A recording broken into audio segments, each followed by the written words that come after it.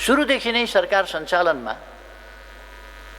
केही अप्ठ्यारा त थिए नै, विभिन्न ढङ्गले काममा व्यवधानहरू पनि खडा गरिएकै थिए र खास गरी पछिल्लो 1 वर्षदेखि झन्डै 2/3 सांसदको समर्थन प्राप्त यस सरकारले विभिन्न दलको गठबन्धन सरकारले जस्तो नियति बिहोर्नु पर्यो कामको सन्दर्भमा, एकातिर जनताको उच्च आकांक्षा सम्बोधन गर्नुपर्ने, अर्कोतिर आफ्नै खुट्टामा अल्झिएर अल्मलिए झैँ सरकारले काम गर्नै नपाउने अवस्था सिर्जना भयो। झन्डै 3 वर्षदेखि संवैधानिक आयोगहरू पदाधिकारी विहीन रहे, जुन कुरा जग जाहेर छ। नियुक्ति प्रक्रियामै जान नपाउने, अवरोध हुने, संसदलाई बिजनेस सरकारले दिने हो। तर 74 फागुन यता संसदमा पेश भएका कैयौँ विधेयक हाउसमा छलमलमा लगिएन। बल्ल तल्ल संसदीय समितिमा पुगेका विधेयकहरू अनावश्यक छलफलकै गोलचक्करमा फसिरहेका छन् अथवा ती फसाइन्छन्। सरकारले निर्णयका लागि संसदमा पेश गरेका प्रस्तावहरू समेत निर्णयार्थ प्रस्तुत गरिँदैनन्। राजदूत खाली छन्, नियुक्ति गर्न दिँदैन।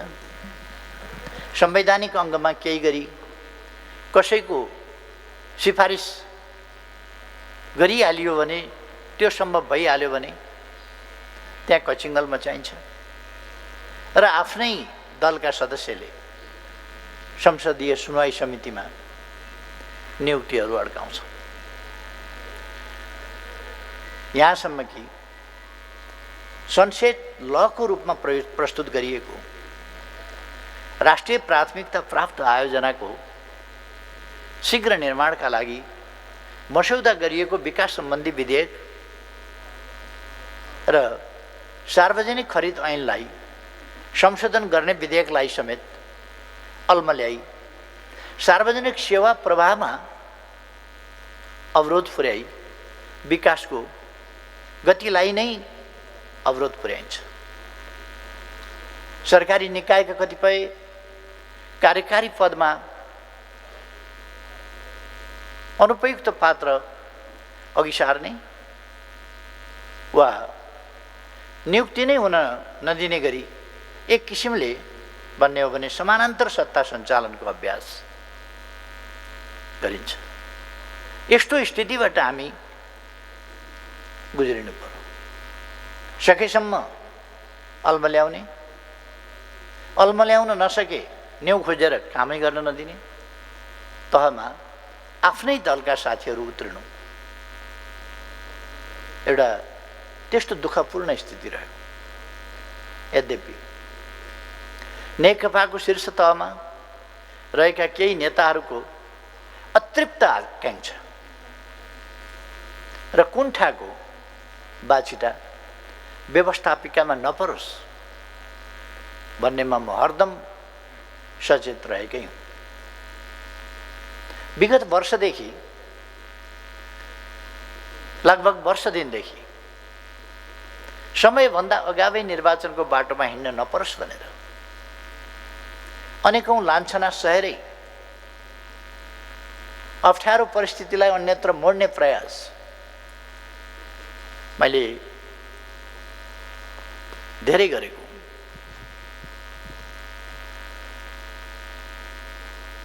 गठबन्धन सरकारको अर्को कुनै समूहले चाहिँ आफ्नो पार्टीका अध्यक्ष एवं प्रधानमन्त्री विरुद्ध अचानक निराधार र झुट्टा फौजदारी अभियोग छापेर देशभरि वितरण गरेर पृथक बाटोबाट सरकारमाथि हमला गर्ने र सकेसम्म विस्थापितै गर्ने, बाटोमा हिँड्न तम्सिरहेका नेताहरूलाई सम्झाउने र स्थितिमा परिवर्तन ल्याउने, स्थितिलाई सकारात्मक बनाउने प्रयास मैले लगातार गरिरहेँ र यो प्रयास गत पुष 5 गते विघटनमा हस्ताक्षर हुनुभन्दा अगाडिसम्म 2 बजेसम्म लगातार गरिरहेँ। प्रतिनिधि सभा विघटन गर्नुभन्दा अघि मैले धेरै पल्ट सोचेँ र विघटन गर्नु नपरोस् भनेर प्रयास पनि गरेँ। मैले सोचेँ कि विद्यमान अवस्थामा वैकल्पिक सरकारको सम्भावना छ त?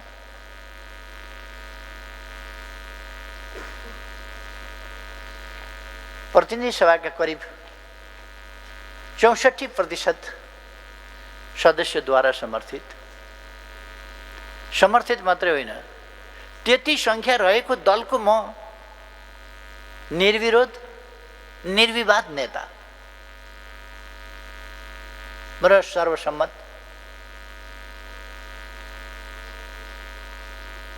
जसो प्रधानमन्त्री। मेरा विरुद्ध संसदीय दलमा कुनै चर्चा, विपरीत चर्चा, आलोचना, टिप्पणी केही पनि छैन।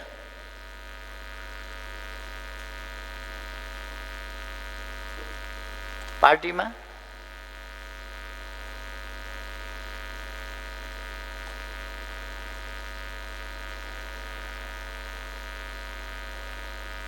केही व्यक्तिहरू भित्र गाईगुई, सानो संख्याको एउटा गाईगुई, आलोचना, टिप्पणी र एकजना व्यक्तिले एउटा झुटो लान्छनाको पत्र पेश गरेको बाहेक अरू केही छैन।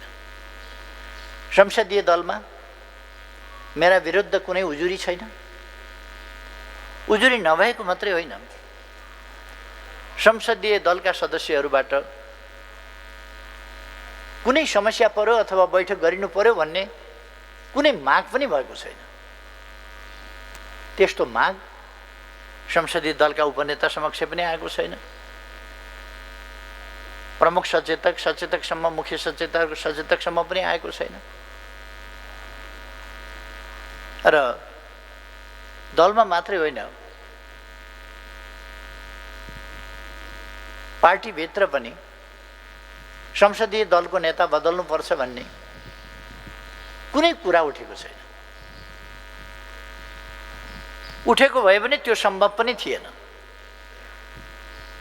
यस्तो अवस्थामा नेकपाभन्दा बाहिरबाट जहाँ 36% जसो संख्या रहन्छ, त्यो संख्या जतिपल्ट गने पनि त्यो 51% त पुग्दैन। 36% भनेको 36% हो। कुनै वैकल्पिक सरकारको कतै सम्भावना छैन।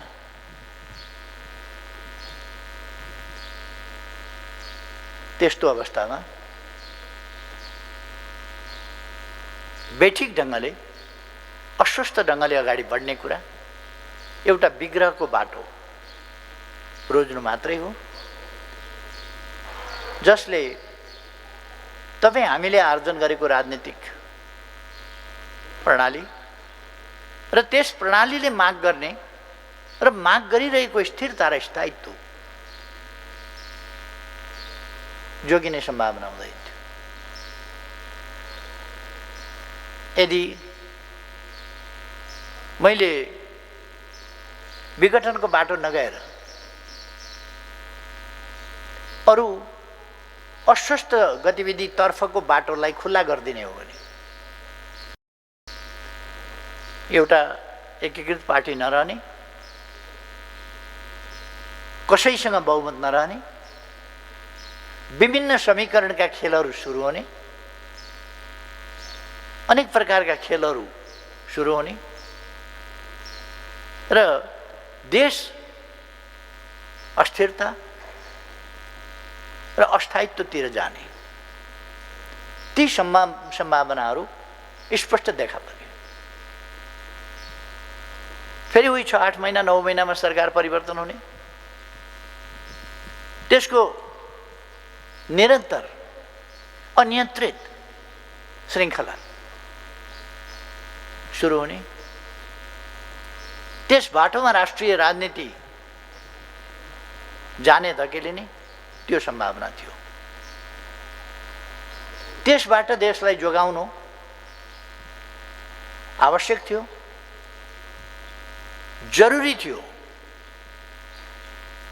त्यसैले प्रतिनिधि सभाको बाँकी यस कार्यकाललाई राजनीतिक अस्थिरताको खेल मैदान बन्न दिनु हुँदैन थियो।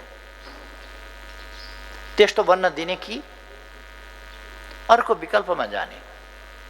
प्रधानमन्त्रीको हैसियतले मेरा सामु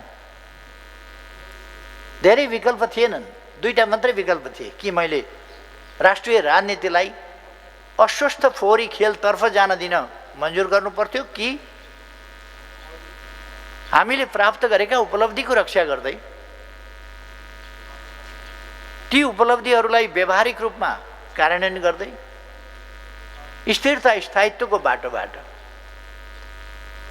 र खास गरी जनताको अभिमतबाट निर्णय गर्ने अँध्यारा कुनाका षड्यन्त्रबाट र केही व्यक्तिका साँठगाँठबाट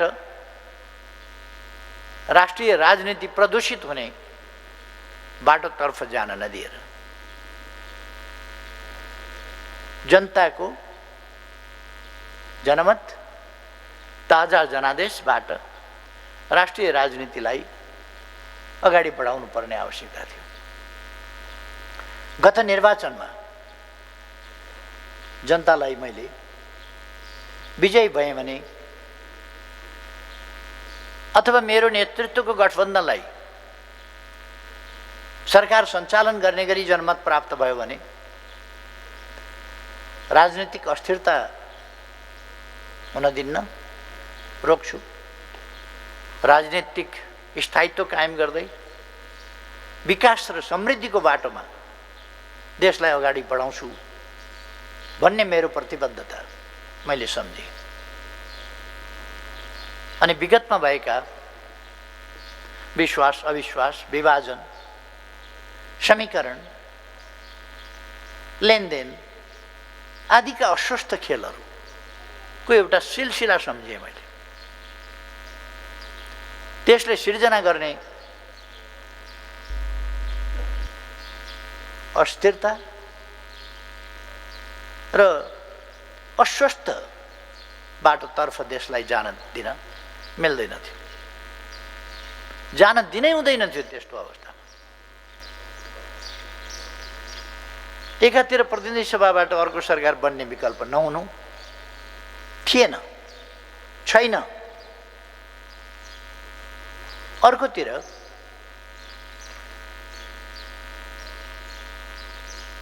मजबुत सरकारलाई एउटै दलको लगभग 64% मजबुत सरकारलाई आफ्नै दलभित्रका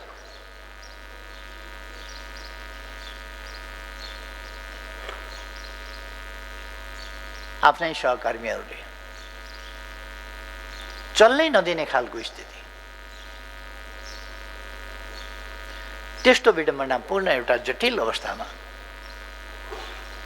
राष्ट्रप्रति जिम्मेवार हुँदै फेरि जनताका बीचमा जानु बाहेक जनताले सुम्पिएको जिम्मेवारीमा केही नयाँ प्रवृत्ति त नयाँ होइनन्, तर पनि यस परिस्थितिमा बहुमतको सरकार भइसकेपछिको परिस्थितिमा पनि केही प्रवृत्तिहरू जो देखा परे ती हिजो गरेका कबुलभन्दा पृथक, ती कबुल पुरा गर्न नसकिने अवस्था भएपछि जनताले जुन मेरो अगुवाई र मेरो नेतृत्व र मेरा पहलहरू माथि विश्वास जनाउनु भएको थियो, त्यो विश्वास फेरि मैले जनताका बीचमा व्यवधानकारीहरूलाई असफल पार्दै जनताका बीचमा जानु र त्यो विश्वास ट्रायल गर्नु आवश्यक थियो। त्यसकारण मैले जनताका बीचमा यहाँहरूले दिनुभएको जुन विश्वास थियो त्यो विश्वास कार्यान्वयन गर्न दिइएन। तपाईहरुले जुन जिम्मेवारी दिनुभएको थियो त्यो जिम्मेवारी पूरा गर्न दिइएन। तपाईहरुका अगाडि मैले जुन कबुल गरेको थिएँ त्यो कबुल गर्न पूरा गर्न दिइएन। त्यसकारण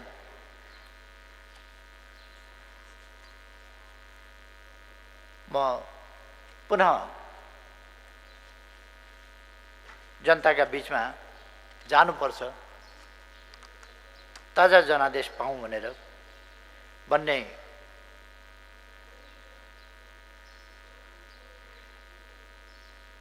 निर्णयमा पुगे। उहाँहरू केलाई प्रतिगमन भनिरहनु भएको छ? के हो प्रतिगमन भनेको? निर्वाचन प्रतिगमन हो। निर्वाचन हुँदा बहुदलीय प्रतिस्पर्धात्मक राजनीतिक प्रणाली त्यो समाप्त हुन्छ।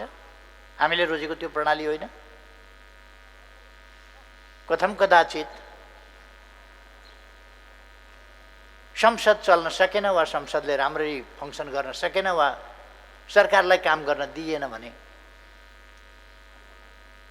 अनि गर्ने के त? के देशलाई अस्वस्थ राजनीतिको गोलचक्करमा फसिरहन दिने? जनताका बीचमा जान परेन? जनताका बीचमा जाँदा, जनादेशका लागि जाँदा यदि प्रतिगमन हुन्छ भने कमसेकम 1.5-2 वर्षपछि त चुनाव आउँछ नै, फेरि प्रतिगमन त रोक्न सकिने त भएन। हाम्रो प्रणालीले चुनाव त गराउँछ, चुनाव गराउने बित्तिकै प्रतिगमन हुन्छ भने त फेरि प्रतिगमन त हुने नै भयो। निर्वाचनलाई प्रतिगमन भन्नुभएको उहाँहरूले कि केलाई प्रतिगमन भन्नुभएको?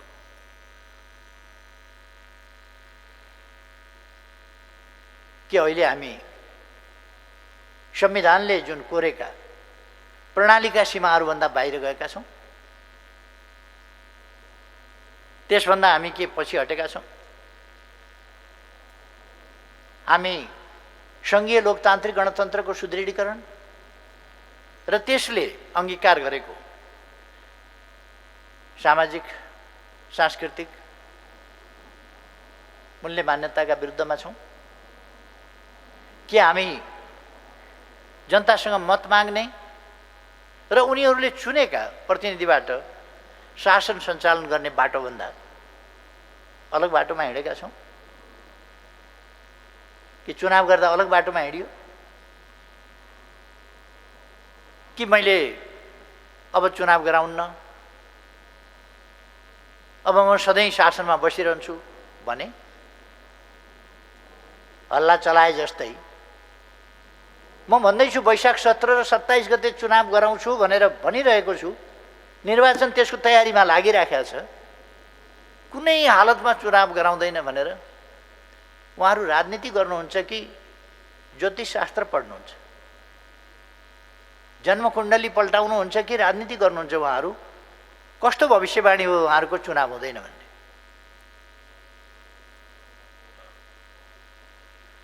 हामी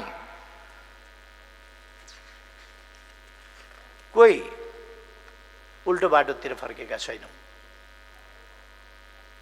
उल्टो बाटोतिर हामी फर्केका छैनौँ भने संविधानको रक्षा हाम्रो प्रतिबद्धता हो, त्यसको सृजनात्मक कार्यान्वयन प्रतिबद्धता हो, प्रणालीको रक्षा हाम्रो प्रतिबद्धता हो, सुदृढीकरण प्रतिबद्धता हो। अनि त्यसको व्यवहारिक कार्यान्वयन गर्दै, त्यसमा आइपरेका अप्ठ्यारा र व्यवधानहरू फुकाउँदै, लोकतन्त्रलाई सुदृढ गर्दै, देशमा स्थिरता र स्थायित्व कायम गर्दै लोकतन्त्रको बाटोमा अगाडि बढ्छौँ, जनताको आदेश र अभिमतबाट अगाडि बढ्छौँ भने प्रतिगमन भयो कसरी? हामीले पहिलो वर्षको कार्यभारलाई राज्यको संरचनागत व्यवस्थापन र समृद्धिको आधार वर्ष मानेका थियौँ। अन्तर्प्रदेश समन्वय, अन्तर्प्रदेश समन्वय परिषद मार्फत संघीयता कार्यान्वयन, सहजीकरण कार्ययोजना कार्यान्वयन गरेका थियौँ। वित्तीय संघीयता कार्यान्वयनका लागि राजस्व बाँडफाँडको विस्तृत आधार र ढाँचा निर्धारण गरेका थियौँ। वित्तीय समीकरण अनुदानको दर, सशर्त अनुदानका आधारहरू, समपूरक र विशेष अनुदान सम्बन्धी आवश्यक कार्यविधि तयार पारेका थियौँ। प्रदेश र स्थानीय तहको घाटा बजेटको व्यवस्थापन, सञ्चित कोषहरू तथा राजस्व बाँडफाँडका विभिन्न कोष सञ्चालन जस्ता प्राविधिक विषयहरूको बिना विवाद टुङ्गो लगाएका थियौँ। हामीले त्यति बेला योजना तथा बजेट, एकीकृत सम्पत्ति कर, आर्थिक न्यायिक समितिको कार्य सञ्चालन, खरिद तथा सार्वजनिक बिल जस्ता विषयमा स्थानीय तहका 51,465 जना पदाधिकारी र कर्मचारीहरूलाई प्रशिक्षित गरेका थियौँ र संघीयताको मान्यता अनुरूप प्रदेश तथा स्थानीय तहहरूका बीचमा हुने कार्यगत पक्षलाई समन्वय गरी एकरूपता कायम गर्न दर्जनौं कार्यविधि, मार्गदर्शन निर्देशिकाहरूको नमुना तयार गरेका थियौँ। थुप्रै नमुना कानुन तयार गरी प्रदेश र स्थानीय तहलाई उपलब्ध गराएका थियौँ। त्यही कारणले अहिले प्रदेश र स्थानीय तह धेरै हदसम्म सक्षम भइसकेका छन्। स्मरण गरौँ त, 3 वर्ष अघि संघीयता कार्यान्वयन गर्दै गर्दा सङ्घमा कति मन्त्रालय, कति संवैधानिक निकाय, कति विभाग र विभाग स्तरका कार्यालयहरू, कति अन्य आयोग, सचिवालय सहित कार्यालय कायम हुने भन्नेमै अन्यल थियो।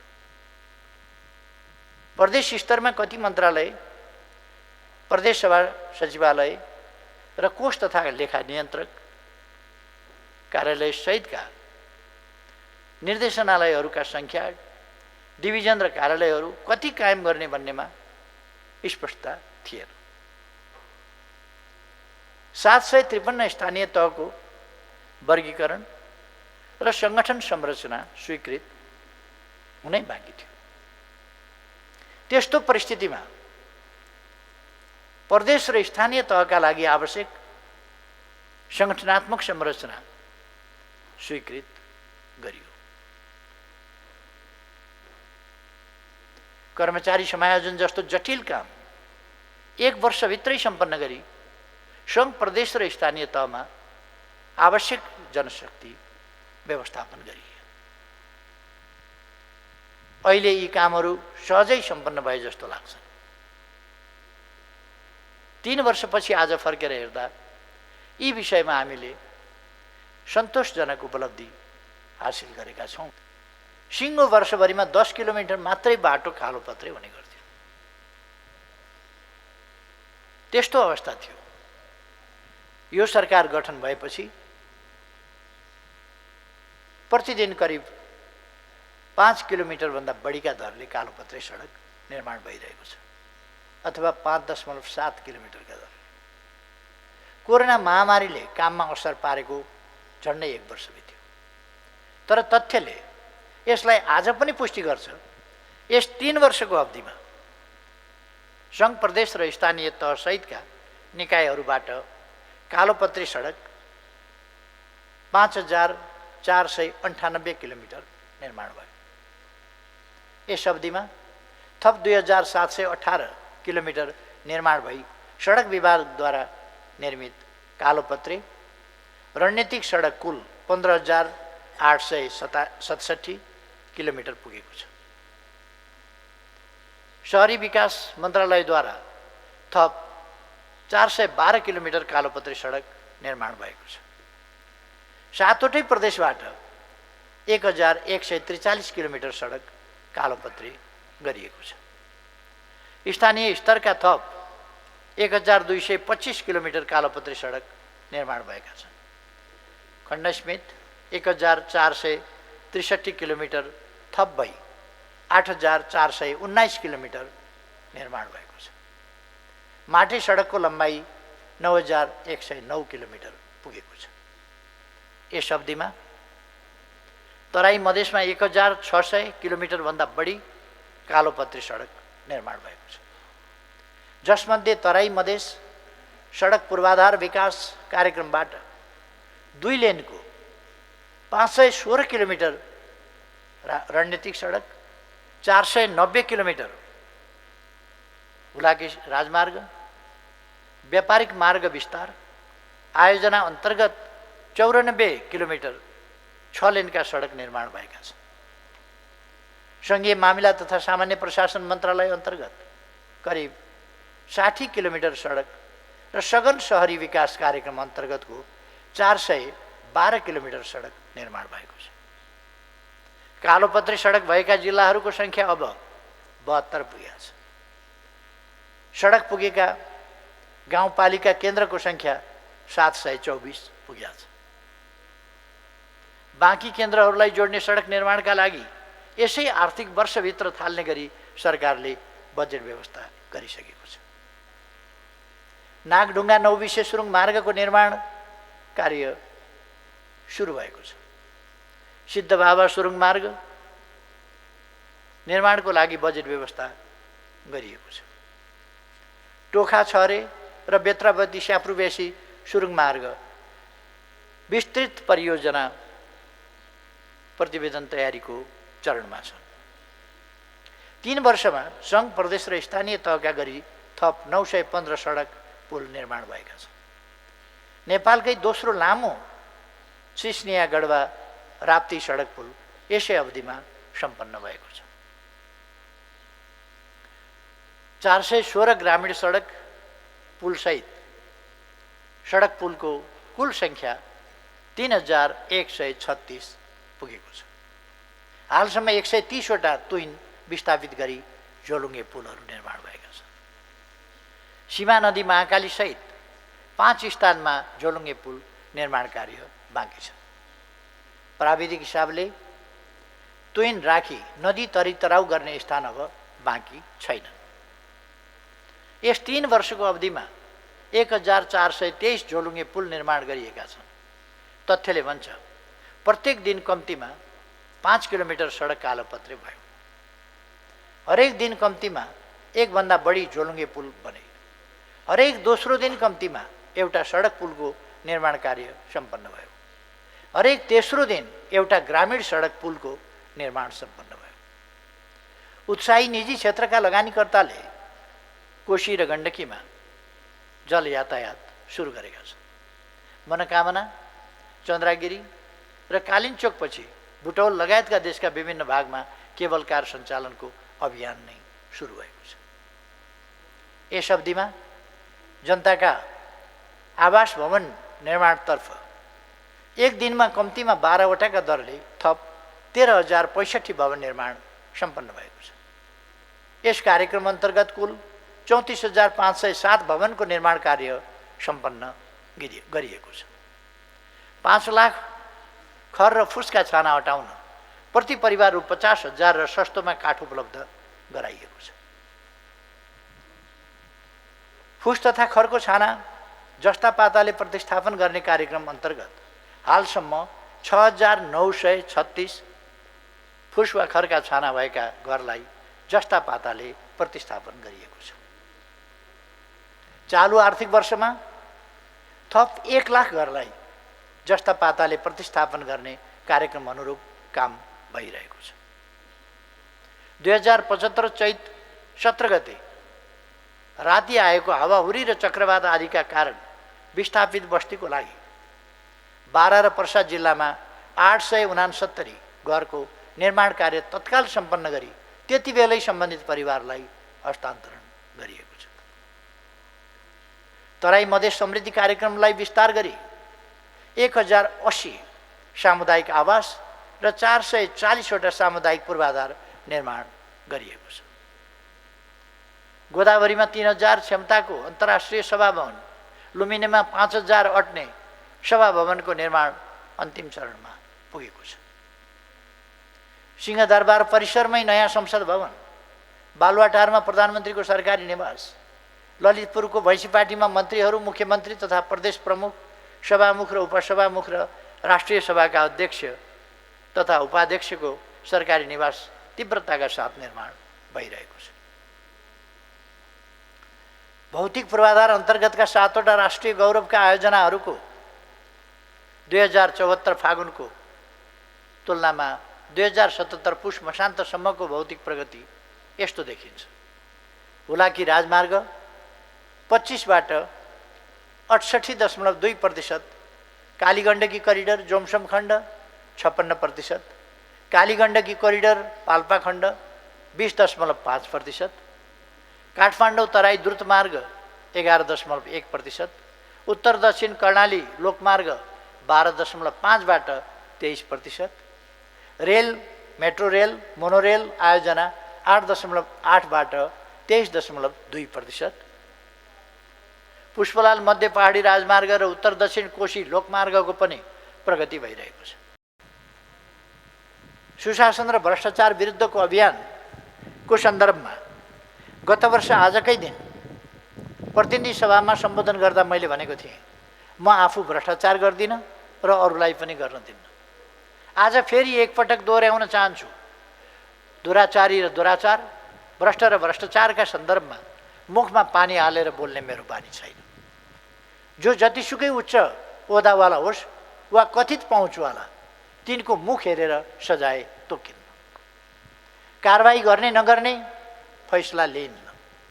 यो मेरो प्रतिबद्धता लोक रिजाइ वा ओठे भक्ति होइन, निष्ठा हो। त्यही निष्ठाका कारण भ्रष्टाचार र अधिकारको दुरुपयोग छानबिन गर्ने विभिन्न सरकारी निकायहरूलाई मैले प्रधानमन्त्री कार्यालय अन्तर्गत ल्याएको थिएँ। कतिले यसलाई शक्तिको अति केन्द्रीकरण गरेको भने, यो त अलोकतान्त्रिक भयो भन्नेहरूका आरोपमा नअल्मलिएर ठिकै गरेको रहेछु भन्ने 3 वर्षको अवधिमा प्राप्त कामको प्रभावकारिता र परिणामले देखाएको छ। भ्रष्टाचार विरुद्ध जिम्मेवारी पाएका हाम्रा निकायहरूले यसका विरुद्ध अभियान नै चलाएका छन्। यस अवधिमा भ्रष्टाचार, राजस्व चुहावट र सम्पत्ति शुद्धिकरण अन्तर्गत कुल 1154 मुद्दा दर्ता भएका मध्ये थप 736 मुद्दा दायर भएका छन्। बिगो दाबी रु 4810 करोड गरिएको छ।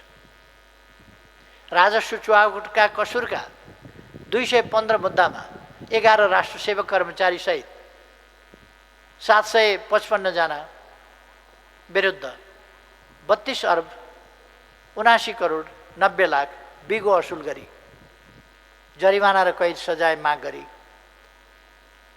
मुद्दा चलाइएको छ। विदेशी विनिमय अपचलन तथा अवैध हुन्डी कारोबारको कसुरमा 440 जना विरुद्ध 10 अर्ब 72 करोड 69 लाख बिगो कायम गरी त्यसको तेब्बर जरिमाना र 3 वर्ष कैद सजाय माग गरिएको छ।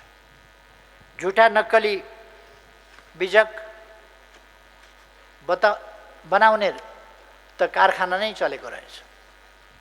यस्ता झुटा कागजात जारी गरी राजस्व चुहावट गर्ने 200 फर्म मध्ये छानबिन पुरा भएका 127 फर्मलाई रु 10 अर्ब 68 करोड बिगो कायम गरी संलग्न व्यक्ति विरुद्ध मुद्दा दायर गरिएको छ। नक्कली बीजक खरिद गर्ने फर्महरूमध्ये 52 वटालाई 4 अर्ब 61 करोड भन्दा बढी बिगो कायम गरी मुद्दा दायर गरिएको छ। यस वर्ष अख्तियार दुरुपयोग अनुसन्धान आयोगले इतिहासमै सबैभन्दा धेरै मुद्दा दर्ता गरेको छ। विशेष अनुसन्धानबाट मुद्दा दायर गरिएको सङ्ख्या 3 वर्ष पहिले 194 थियो। यस आर्थिक वर्षमा मात्रै 441 छ। कुल बिगो दाबी रकम पहिले रु 40.6 करोड थियो भने अहिले रु 253.7 करोड रहेको छ।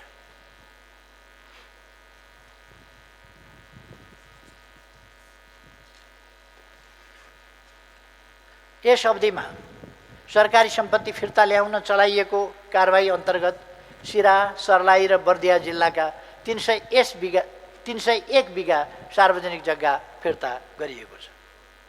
माथिल्लो त्रिशुली 1 जलविद्युत परियोजनाको पहुँच मार्गको लागि भोगाधिकार दिएको 110 रोपनी जग्गामा खडा गरिएको नक्कली मोही खारिज गरी त्यसलाई पनि फिर्ता गराइएको छ। काठमाडौँको ललिता निवासको 136 रोपनी जग्गा जालसाजी गरी हडप्ने कार्य विरुद्धको मुद्दा जारी छ। माता तीर्थको करिब 174 रोपनी जग्गामा भएको कानुन विपरीत काण्डको छानबिन भइरहेको छ।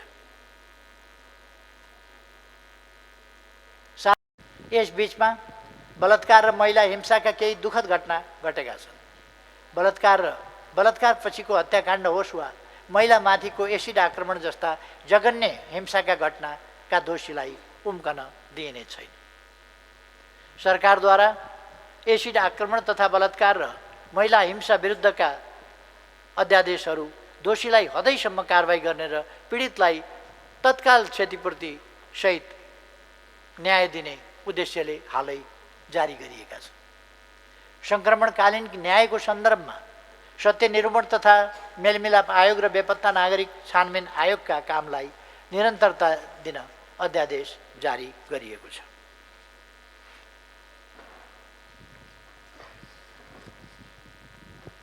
यसै अवधिमा छुट्टै राज्यको मागमा सक्रिय स्वतन्त्र मधेस गठबन्धनलाई राजनीतिक मूलधारमा ल्याइएको छ। शिक्षा, स्वास्थ्य, खानेपानी तथा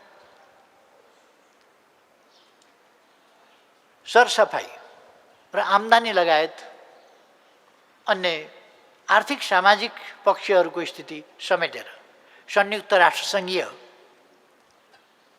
विकास कार्यक्रमले प्रकाशित गरेको मानव विकास प्रतिवेदन 2020ले नेपालको सूचकाङ्क 3 वर्षको अवधिमा 5.3%ले वृद्धि भएको उल्लेख गरेको छ।